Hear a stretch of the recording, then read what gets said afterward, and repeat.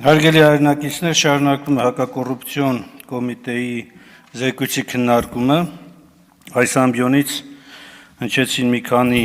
մտքեր, նույնիսկ վիրավորական արտահայտություններ, որոնք որ ոչ միայն արժեզրկում են այս քննարկումները, այլ ըստ էության փորձ է խուսափել դրված հարցադրումներին պատասխանելու։ Սկսեմ սկզբից, նախ արձանագրեմ, որ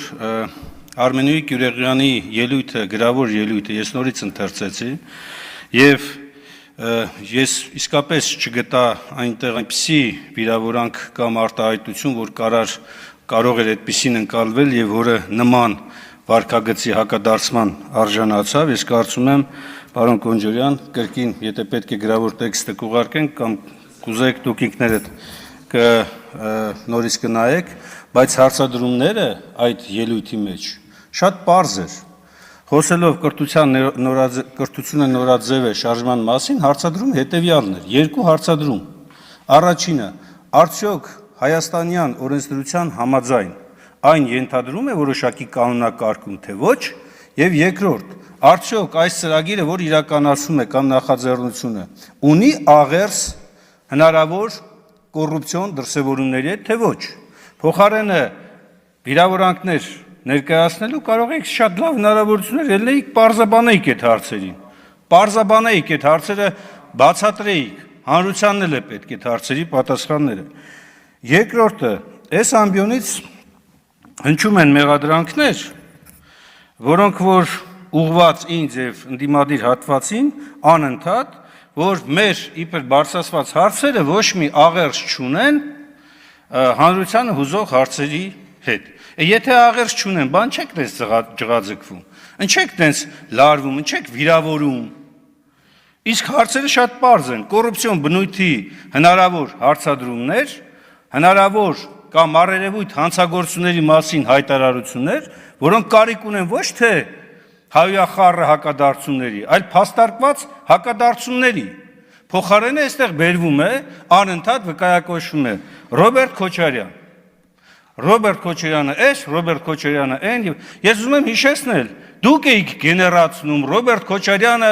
4 միլիարդ դոլարի կարողություն ունի։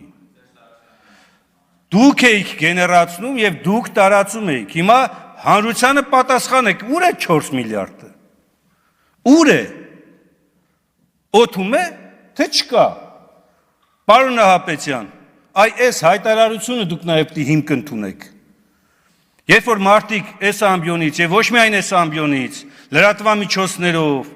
կեղծ եւ սուտ լուրեր տարածելով հետագայում փորձում են հիմքեր ստեղծել եւ մի հատ էլ հրեշի կերպար դարձնել ու սկսել պայքարել այդ հրեշի դեմ։ Իրականում այդ հրեշները այդ կերպար ստեղծողներն են։ Ոչ թե մարդը հաղթանակած նախագահը, այո, ես բազմից եմ ասել, ել եմ ասելու։ Եվ որի կառավարման տարիներին ադրբեջանական որևէ անձ չէր կարող ռիսկ անել, պատերազմ սկսել կամ ռազմական ակտիվ գործողություններ սկսել Հայաստանի Հանրապետության եւ Արցախի Հանրապետության հանդեպ։ Փոխարենը անընդհատ ինչ-որ սկսել են նոր մեղադրանքներ։ Իրենց կառավարման տարիների կատարված հանցագործությունների մեջ նորից ընդդիմությունն է մեղավոր։ Տեսեք, նոյեմբերի 9-10 այդ այլանդակ դրսևորումները, որի վերաբերյալ էլի խոսել են, եւ էլի ասվում է, որ Արարատ Միրզոյանին նկատմամբ սպանության փորձի մասով։ Լսեք, բացահայտեք դա։ Իսկ կարող է հանկարծ այդ բացահայտումը բերի այսօրվա իշխանության հետքերին։ Կարող է տենց մի հատ իրավիճակ առաջանա։ Ես հույս ունեմ, որ այս հարցադրումները, որ հնչում են, բովանդակային եւ ամբողջական հակառակ փաստարկումներով կներկայացնեք, ոչ թե նորից փորձեք ներքաշել, այլ ոչ հարիր էս ամբիոնին խոսակցությունների եւ հայտարարությունների մեջ։ Մյուսը ապօրինի գույքի մասով։ Տեսեք, բազմից ենք ասել։ Բազմիցս այս ամբիոնից ես երևի մի 10 անգամ արդեն ասել եմ, ապօրինի գույքի վերաբերյալ օրենքի մեր վիճարկման նպատակը եղել է որպեսզի այս օրենքի կարգավորումները գնահատվի սահմանադրականության համապատասխանության տեսակետից։ Եվ սահմանադրական դատարանը անգամ այսօրվա կազմով կարողացել է երկու կարևոր հաստատում տալ։ Իհարկե դա շատ ուզենալու դեպքում չեն էլ կարող այլ հաստատում չտալ, որովհետև մի այդ որոշումներ կան։ Չեն կարող մի այդ որոշումներից դուրս գալ։ Բայց անգամ այդ երկու հաստատումները հիմնավորում են մեր այն մտահոգությունները, որ չի կարող այն, ինչ իշխանությունը հայտարարում է ապօրինի, ինքը ապօրինի լինի, գոյություն ունի իրավունքի գերակայության սկզբունք, սեփականության պաշտպանության սկզբունք, եւ այս սկզբունքների ներքո պետք է այո ապօրինի գույքը, եթե գույքը ապօրինի է, պետք է վերադարձվի պետությանը, հանրությանը։ Բայց դուք ոչ են եք անում, այս ամբիոնը օգտագործում եք անընդհատ կեղծ, սուտ, իրականության չհամապատասխանող հայտարարություններ անելով։ Ինչի՞ համար դրանով օգնում եք մեր քաղաքացիներին, ոչ, վստահեցնում եմ, որ ոչ էլ ձեր էլեկտորատին եք օգնում։ Առավել ևս Հայաստանի Հանրապետությանը չեք օգնում, որտեղ մեր բոլորի երթման տեքստում, ուղիղ տեքստով ուղիղ գրված է նպաստել սահմանադրության պահպանմանն ու կատարմանը։ Իսկ սահմանադրությունը շատ պարզ բան է ասում. առաջնորդվել իրավունքի գերակայության սկզբունքով, այլ ոչ թե սեփական նեղ խմբային քաղաքական շահերով։ Եվ անընդհատ կրկնելով, տալով նախագահների անունները, դրանով դուք չեք նպաստում հանրապետության ուժեղացմանը։ Դրանով դուք վստահաբար չեք ստեղծում հիմքեր ապագայում ինչ իշխանություն էլ ձևավորվի, շատ ավելի արդյունավետ առաջ գնալու համար։ Դուք դրանով ընդամենը հիմքեր եք ստեղծում եւ հաստատում եք այն միտքը, որ դուք անընդհատ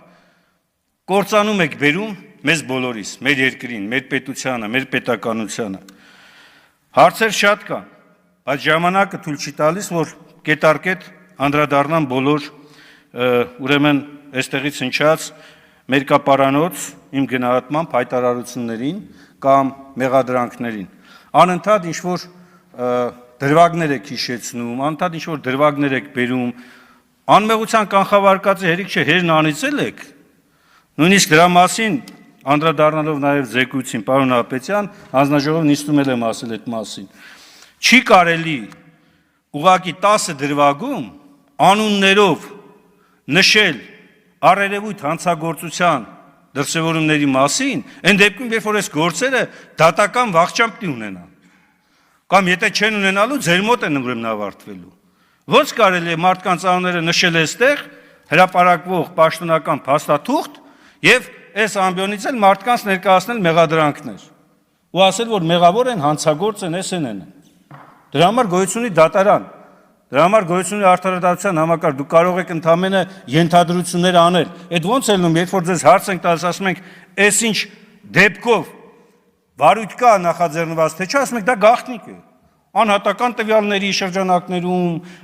պետական գաղտնիքի շրջանակներում, այդ որ դեպքի մասն եք հարցնում, առանց նույնիսկ անվանական անուններ հնչեցնելու առաջարկի։ Բա ստեղ մարդկանց անուններ հնչեցնելը ձեզ սկի չի հուշում, որ գոյություն ունի անմեղության կանխավարկած։ Թե այդ հրեշները մենակ ընդդիմադիրների մեջ պիտի փնտրել։ Այս մեծ հատվածի վրա իշքան այդ նույն գնահատմամբ հրեշներ են նստած, կամ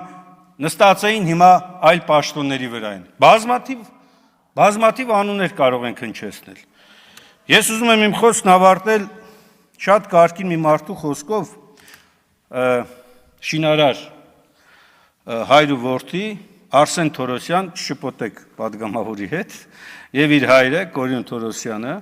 վարպետը շատ հետաքրքիր խոսք էր ասում, ասում էր, որպես շինարար նաեւ մարդ, ասում էր, այս գործը նես պիտի արվի, որպեսզի հետագայում եկողը, նայողը, տեսնողը ոչ թե անիծու հայոյի, այլ փառք տա եւ օրհնություն մաղթի գործը անողին։ Դուք այս խորհուրդը ընդունեք ձեր համար որպես ուղենիշ եւ ապրեք, գործեք ու շարժվեք այդ ձևով։ Այն ինչ որ դուք եք որտեղ գրում, ոչ մի աղերս չունի Հայաստանի Հանրապետության ուժեղացման հետ։ Հարգելի գործընկերներ, առաջարկում եմ ողջունել Արարատի մարզի Այգեպատի միջնակարգ դպրոցի աշակերտներին եւ ուսուցիչներին, ովքեր